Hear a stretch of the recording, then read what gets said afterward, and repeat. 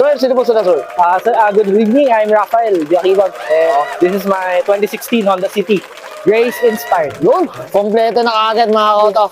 Boss Rap, syempre, very curious sa mga auto natin. Paano ka ba nahilig sa pag-kotse, boss? Nahilig ako sa auto. Actually, kabataan pa lang. Mahilig kasi yung airpot ko sa kotse. So, na-influence ako. Tapos, doon na nagsimula yan eh. Bata pa lang ako, puro collectibles ng Shell. Kung alam niyo yun, yung Ferrari. Grabe, Ferrari, no? Kaso naundoy.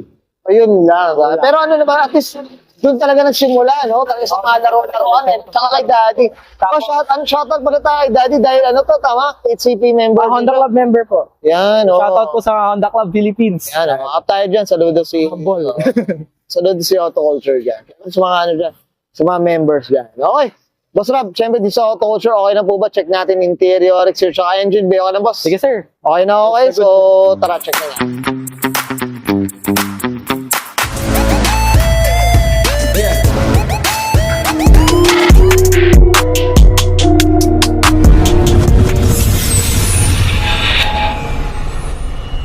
Tough long battery. Tough and long Sa pang interior tayo, Boss Rob, ano meron dito, boss? Sige po. Nothing new. Nagpalit na ng head unit. Pioneer siya na 2000 model. Not sure if what exact model. Oh, Shift knob. Pinalitan ng airpat. Galing Shopee. Oh. Shopee Racing number 1. Ito parang ito na yung mga Type-R na, ano? Type R shift knob. Oo, Type-R shift. Ayun, steering wheel cover. Red emblem. Kahit hindi siya applicable sa city. Overall, stock lang naman loob besides sa footlight na nilagay natin. Ay, okay. May footlight. Oo, okay yun, ha? Shopee lang din yan. Hindi, pero maganda. Alam mo, honestly, Boss Rob, mga ka-auto, comment ko lang talaga to. Kasi medyo nauuso na talaga yung may footlight ngayon. Oo, nauuso. Tsaka ano na rin, kailangan amas na rin para nakikita mo rin yung ilalim. Ako, boss, dati hindi ko na-appreciate yan, pero minsan kailangan mo na rin talaga pag may nakinukuha kang bagay sa ilalim. Pag may nahulog po na ba? Oo, pag may nahulog, yung ganun. So talagang maano talaga siya. Useful talaga rin siya. Ayan. Sige, boss, ito, ano ba siya? Ito wala siyang seat cover. Ayan. Ito wala to seat cover sa E-variant. Isa lang yung handle. Sa passenger side lang, kung makikita nyo. Wala sa likod. Okay. Yun ang very distinguishable. Parang unusual no? Yun ang Tapos sa VX naman, sa mga high-end, depindot. Tapos ito, knob type. Ito knob type Knob type po siya. Hindi pa siya piano Pag black. sinabi bang, E-variant, Boss Rap, ito yung, entry level. Entry level nila. So, bale, itong manual variant. Naglabas din sila ng E-variant na CVT naman yun. Na CVT naman. Well said. Nalaman tayo. Boss Rap, okay na tayo sa loob. Check natin labas. Okay na po. So, tara.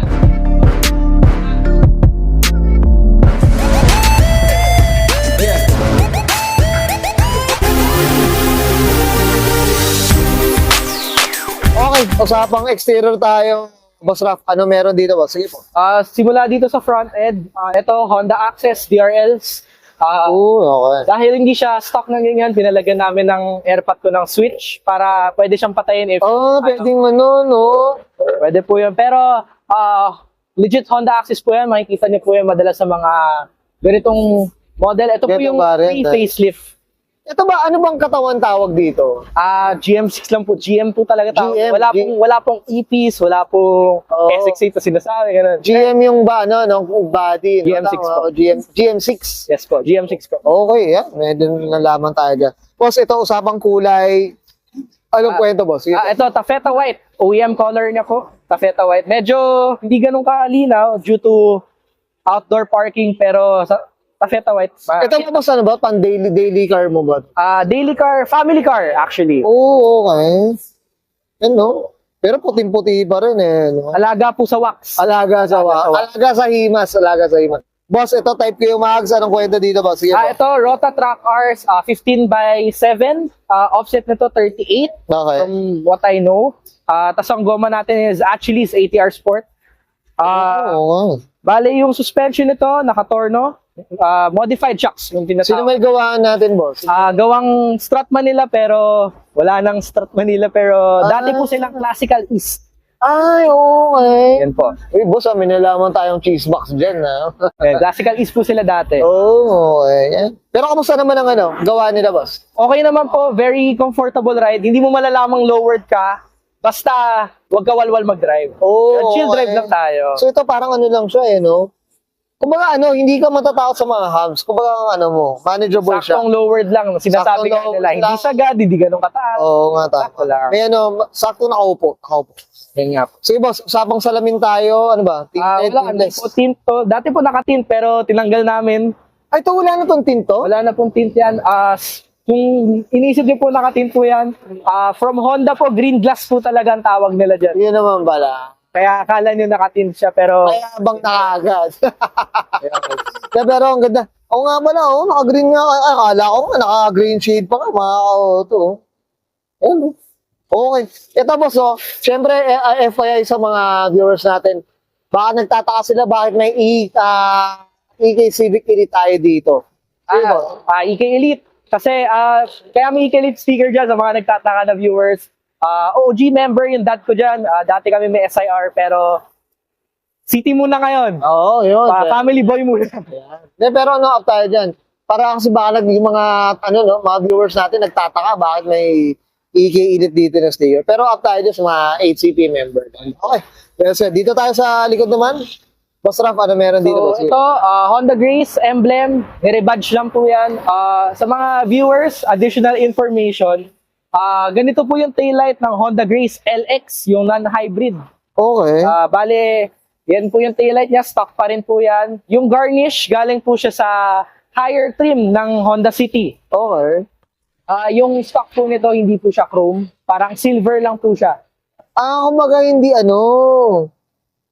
basta silver lang talaga. Silver lang po siya, hindi po siya chrome. May nalaman tayo dyan. Siyempre, shoutout tayo sa moto. Siyempre, mga auto. Shoutout tayo sa Moto Infinite. Up tayo dyan. Okay. Tapos yun pa, ayan, Sige, boss. additional information, yan, naka-chambered muffler lang para hindi ganun bulahaw yung tunog. Oo. Medyo mild lang, boss, no? Good boy lang. Hindi tayo marereklamo. Tama. Lalo na pag taga-village. Oo nga, tama. Ayan, up tayo dyan. Boss Rap, okay na ba? Okay na po. So, check naman natin makina. Okay lang? Okay. So, usapang makina tayo, Boss Rap. Ano meron dito, boss? Sige po. All stock na L15, naka-cold air intake lang.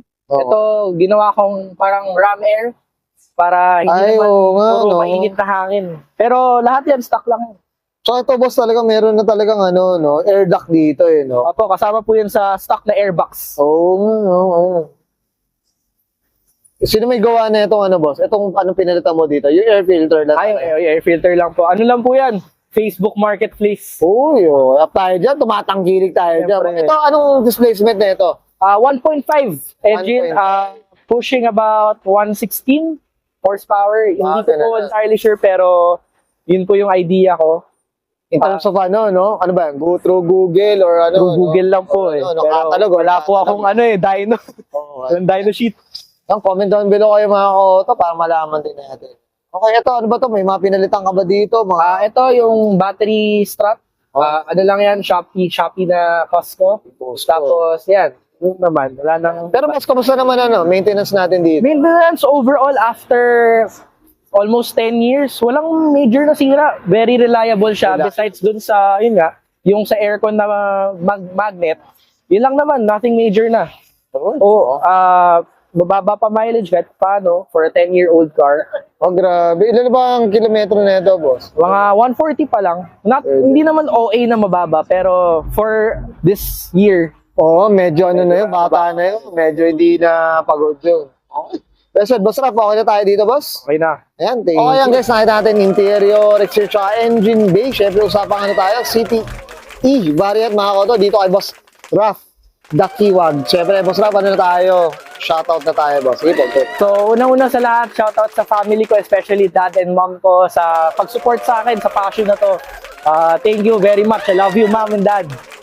Pangalawa, syempre, yung mga friends ko na kasama ko tumambay dito ngayon. Kung hindi kayo nag-aya, syempre, wala ko dito. Pangatlo is yung, syempre, yung mga car groups natin, EK Elite, Honda Club, thank you. Thank you sa pag-welcome sa akin sa group ko nyo. Yan, well, so syempre, up tayo dyan sa HCP. Okay. Boss Raf, okay na ba? Okay na. Okay, sige, subahin ko na Sir and Sir Raf. Dakiwag para sa 2016 usapang Honda City E-Variant, usapang Grace Inspired. And this is Sorrow.